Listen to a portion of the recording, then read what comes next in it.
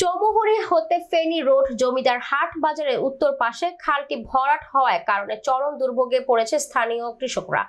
খালের ভিতরে কয়েকটি বাঁধ থাকার কারণে পানি চলাচল করতে সমস্যা হচ্ছে। খালটি দ্রুত খনন করার জন্য নোয়াখালী ৩ আসনের এমপি আলহাজ মামুনুর রশিদ কিরণ ও জেলা পরিষদের চেয়ারম্যান আব্দুল ওয়াদুদ পিন্টুর নিকট জোর দাবি জানান স্থানীয় কৃষক আব্দুল সত্তার, কৃষক আব্দুল হক, অটো রিকশার ড্রাইভার শেফালি সহ এলাকাবাসী।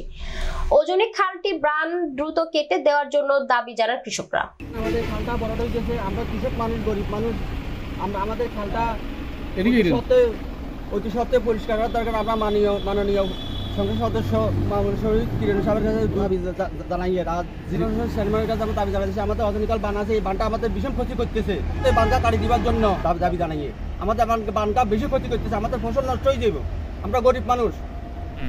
এটা যে 1 বছরের জন্য এইটাই ছবি তৈরিছে।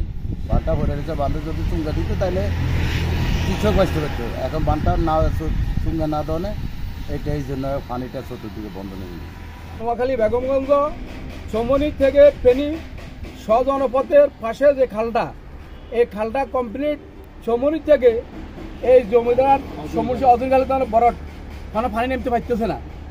না ছাড়াতে আমাদের কৃষক জমিদের ভীষণ ক্ষতি হইতেছে। বৃষ্টি এক শুরু হলে সমস্ত আঙ্গুল ডুবে যাব। দ্বিতীয়, লায়ন মানিকের বাড়ির পাশে একটা ব্রিজ হইতেছে, ওই ব্রিজের খাল বান দিয়ে রাখি কোনোটা কাজ করতেছে না। এবেলে হালে এসে যদি বৃষ্টি হয় আমাদের সমস্ত ধান সব ডুবে যাব, আমাদের ফসল নষ্ট হয়ে যাবে, নিরীহ গরিব কষ্ট পাইব।